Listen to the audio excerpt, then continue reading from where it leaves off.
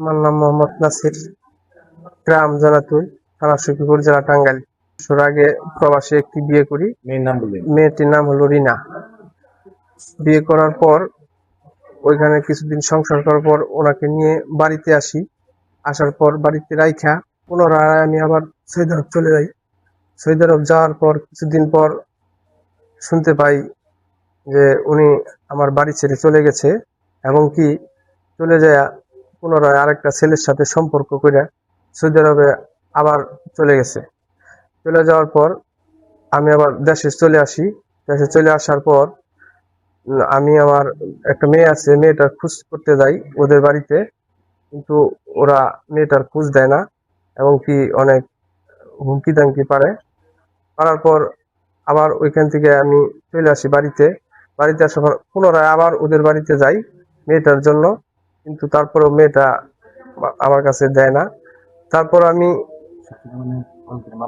কিছুদিন এখানে থাকার পরে এইখানে ওই বাড়িতে বারবার যাওয়ার সত্ত্বেও ওর মা আমার নামে একটা গুম মামলা করে। তখন সৌদি আরব ছিলাম, ও আমার সাথে ছিল।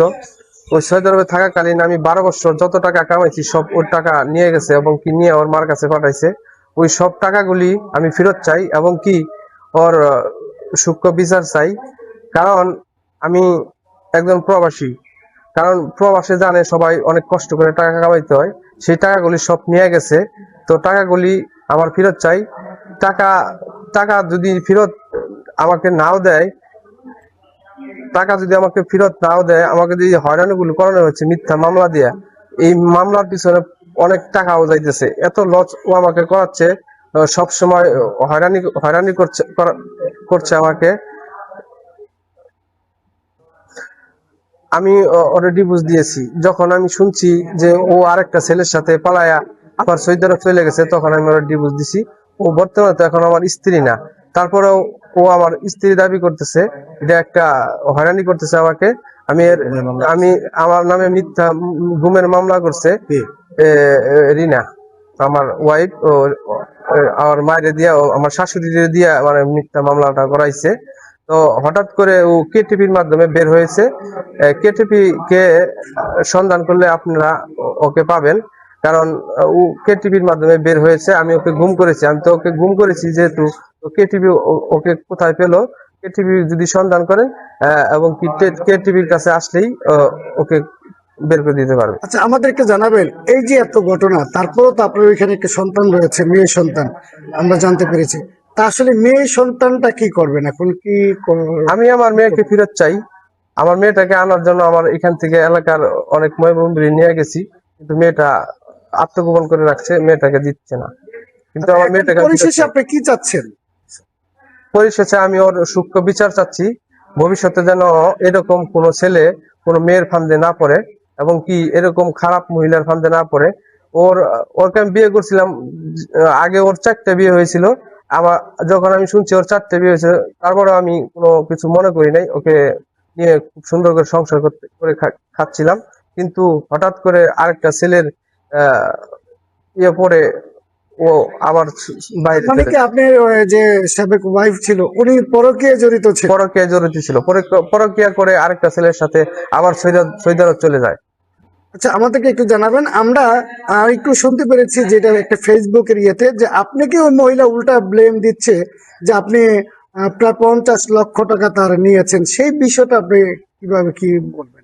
আমি ওর 50 লক্ষ টাকা কেন দেবো? ও আমার 12 বছরের কামাই, যত টাকা আমি 12 বছরে যত কামাই করেছি সব টাকা ও আমার কাছ থেকে নিয়ে গেছে, এবং কি আরো অনেক হুমকি দামকি দিয়েছে, টাকা না দিলে আমাকে মেরে ফেলবে। এই সমস্ত কাহিনী করছে।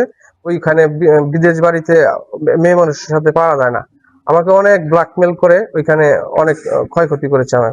আচ্ছা, আরেকটা বিষয়, যে আসলে এই যে এই মহিলা যে মানে আপনার যে সাবেক স্ত্রী, তো উনি তো আপনার ব্লেম দিয়েছে। এখন এই যে বিষয়গুলি সোশ্যাল মিডিয়ায় কিছুটা চলে আসছে, তো এখন সে তো আপনার বৈধ কোনো স্ত্রী না এখন। জি না, ওকে আমি অনেকদিন আগে তালাক দিয়েছি। তো আপনি কি যে সন্তানটা রয়েছে, সন্তানটা চান? আমি আমার সন্তানটাকে ফেরত চাই, এবং কি ও আমার যত টাকা পয়সা নিচ্ছে তাও ফেরত চাই আমি।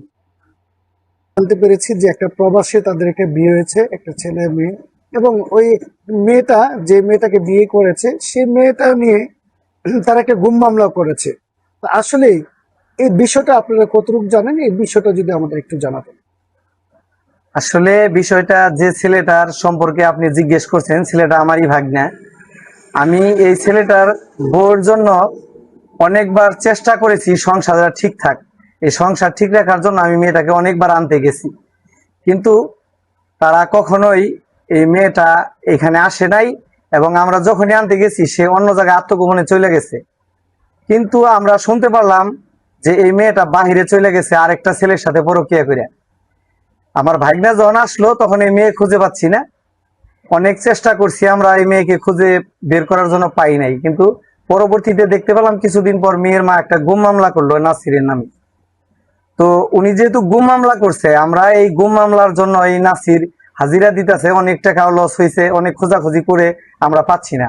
কিন্তু কিছুদিন আগে ফেসবুকে দেখতে পেলাম কি এর এই KTV কিছু সাংবাদিক, ওনাদের মাধ্যমে মেয়েটাকে খুঁজে পেলাম। মেয়েটা অনেক কিছু দাবি করতেছে। তাকে তো ডিভোর্স দেওয়া হয়েছে অনেকদিন আগে, 1 বছর আগে এই ছেলেটাই ডিভোর্স দিছে। কিন্তু সে গুমও হয়েছে। গুম হওয়ার পর আবার এই সাংবাদিকের মাধ্যমে কিভাবে বের হলো আমি তো এটা বুঝতে পারতাছি না। তো বের হয়েছে, ধন্যবাদ সাংবাদিকদেরকেও আমি ধন্যবাদ জানাই। আমি শুধু এখন ঊর্ধ্বতন আইন কর্মকর্তাদেরকে বলবো যে এই মেয়েটাকে আপনারা গুম মামলা করছে, মেয়েটাকে খুঁজে পাচ্ছেন না, এই সাংবাদিকের মাধ্যমে সাংবাদিকের কাছে জিজ্ঞাসাবাদ করলে ওনাকে যদি খোঁজ করেন, আমার মনে হয় KTVর মাধ্যমে ওনাকে বের করা সম্ভব, উনি যেখানেই থাক।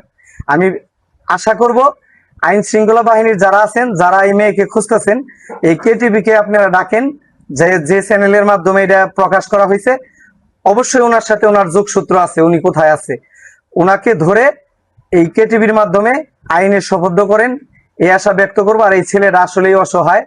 এই মেয়েটার ঘর ভাঙার জন্য ছেলেটার কোনো সময় ইচ্ছে ছিল না। অনেকবার আমরা এই বাড়িতে নিতে গেছি, আসলে এই মেয়েটা আসে তাদের নাই। তো ডিভোর্স দিয়েছে ছেলে হ্যাঁ, 100% ডিভোর্স আছে, এটার সবকিছু প্রমাণ আছে। এটা অনেকদিন আগেই ডিভোর্স দেওয়া হয়েছে। ডিভোর্স দেওয়ার পর উনি আবার দ্বিতীয় বিয়ে করে ঘর সংসার করছেন, ডিভোর্স দেওয়া আছে। এই মেয়ে এই বাড়িতে কোনোদিনই সে আর উঠতে পারবে না। আইনে ইসলামের দৃষ্টিতে সেই বাড়িতে আসার কোনো যোগ্যতা রাখে না, কারণ সে তো অনেক মামলাও করেছে।